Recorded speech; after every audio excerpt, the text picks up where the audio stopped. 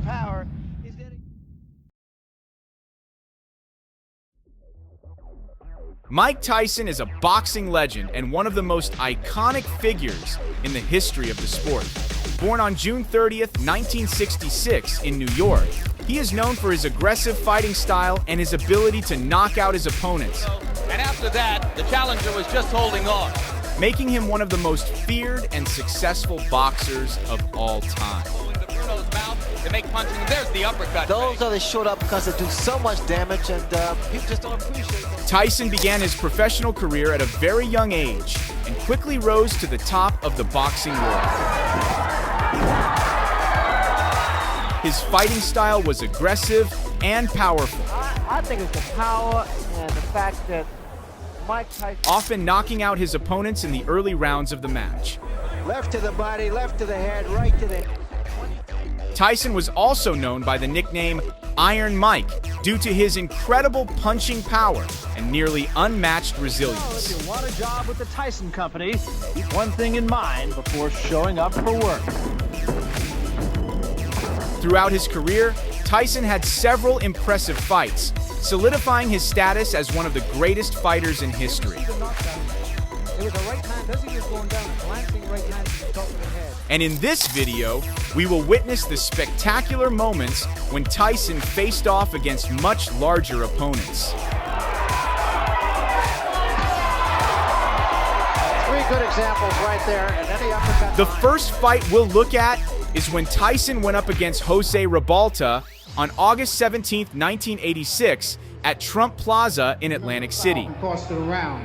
Mandatory 8 count is in effect. Watch your low blows and watch the holding. Physically, Ribalta stood at 6 feet 5 inches tall with a reach longer than most of his opponents. He was a formidable heavyweight contender known for his endurance and fighting spirit, never backing down from a challenge and willing to fight the best in his division. Ribalta's fighting style was a blend of resilience and power. He could absorb punches and keep moving forward, making him a tough opponent for anyone in the heavyweight division. Knockouts to his record, and all came within the first 5 rounds. This fight was highly anticipated because Tyson, with a record of 25 wins and no losses, aimed to continue his knockout streak, while Ribalta hoped to make a big splash by defeating the rising star. Everybody in the neighborhood really just encouraged me for this fight and telling me that I could beat him, which I know I could beat him too. And I've been training real hard for this fight. The match was incredibly intense. Ribalta showed remarkable bravery, despite facing Tyson's notoriously brutal punching power. By Mike Tyson was invited. Each time Ribalta went down, he got back up, demonstrating an indomitable fighting spirit. There's the punch. Terrific uppercut. One of the reasons that Tyson has such punching power. In the 3rd and 8th rounds, Tyson managed to knock Ribalta down with powerful punches that made many spectators think the fight would soon end. There is no spring, and there's a smashing left hand. However, Ribalta surprised everyone by getting back up and continuing the fight. Tyson to the original corner. That was very smart on the part of the referee because Ribalta's arms were locked in the ropes. Ribalta's tenacity forced Tyson to bring out his best abilities.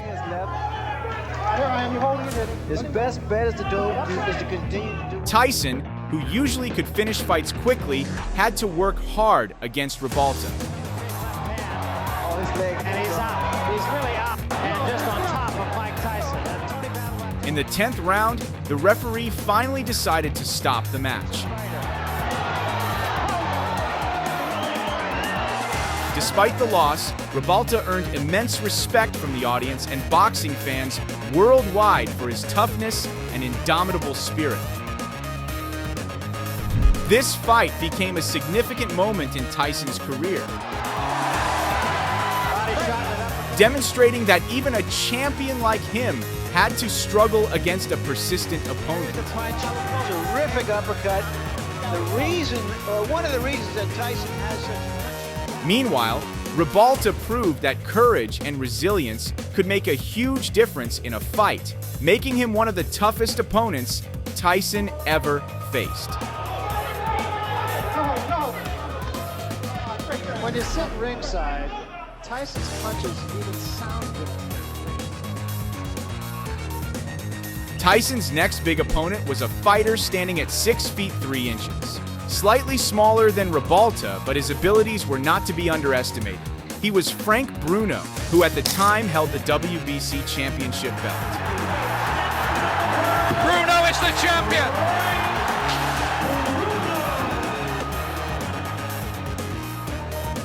Bruno and Tyson clashed twice during their careers. The first encounter took place in February 1989 at the Las Vegas Hilton. The first round of this fight was one of the most dramatic in heavyweight history. Tyson got the better of his older opponent. Early in the first round, Bruno attempted a hard jab, And Tyson starts with a fury and Bruno only to be countered by Tyson with a sharp punch to the top of the head, which knocked Bruno down. right hand. It is scored as a knockdown. So we've had a knockdown in the first 20 seconds of the... Bruno then tried to punch, defend, grapple, and land a hard shot. I kind of figured this would be somewhat of a street fight. As the bell rang to end the first round, the two fighters stared each other down. The other man wobbled. I'll take it. Bruno looked determined not to give up and showed no signs of surrender. However, in the following rounds, Tyson truly put the pressure on Bruno. The climax came in the 5th round, starting with a combination of uppercuts Right hand, Bruno's in serious trouble. and ending with Tyson's relentless, powerful assault. That's the bolo shot. And Beautiful Richard shot. Steele has seen enough. As Jerry Lawless throws in the towel. Though Bruno remained standing, it was clear he was in significant pain and distress. He knocked out Ribalta the same way. Ultimately, sheer determination was not enough, and Tyson successfully defended his title against the large-frame challenger. Was this harder than you anticipated? No, not at all, because I knew that he was going to come up, he was talking, and the way he was talking, I knew he was hyped. He was ready to go. And I knew I was the best fighter in the world. After that, Tyson and Bruno met again in Las Vegas in 1996. In this fight, held at the MGM Grand Garden Arena, Tyson secured a faster victory compared to their first bout. You will see the knees buckle. We had a bigger angle. Bruno is out, and now it's just a matter of... From the first round, the boxing legend, born on June 30th, 1966, attacked Frank Bruno with powerful punches. I'll tell you what, if I was built like Frank Bruno, I wouldn't be afraid of anybody or anything, but Mike Tyson is a phenom. As a result, Bruno's face, particularly around his left eye, was already cut by the end of the first round. In the second round, Frank Bruno continued to take hits from Mike Tyson. Despite his efforts to defend himself, Bruno struggled to cope with the intensity and power of Tyson's punches. Echoing your words, Bobby. Throw the uppercut. The fight then moved into the third round, which truly marked the end for Frank Bruno. After about 50 seconds, Tyson dodged a jab from Bruno and unleashed a combination of 13 punches that went unanswered. Laying it on, pouring it on. Down goes Bruno into the ropes. These punches rained down on Bruno with incredible speed and power, leaving him unable to retaliate. Until he was helpless. If you let Mike Tyson get that... Seeing this, referee Mills Lane had no choice but to stop the fight, realizing that Bruno was not fighting back. Mike Tyson was declared the winner by TKO in the third round. With this victory, Tyson reclaimed the WBC Heavyweight Championship belt. It is more honorable to get knocked out in 1, 2, or 3 rounds. This win not only showcased Tyson's dominance in the ring, but also solidified his position as one of the most feared and dangerous boxers in the history of the sport. Bruno is out, and now it's just a matter of pummeling and finishing the job. The coup de grace, done.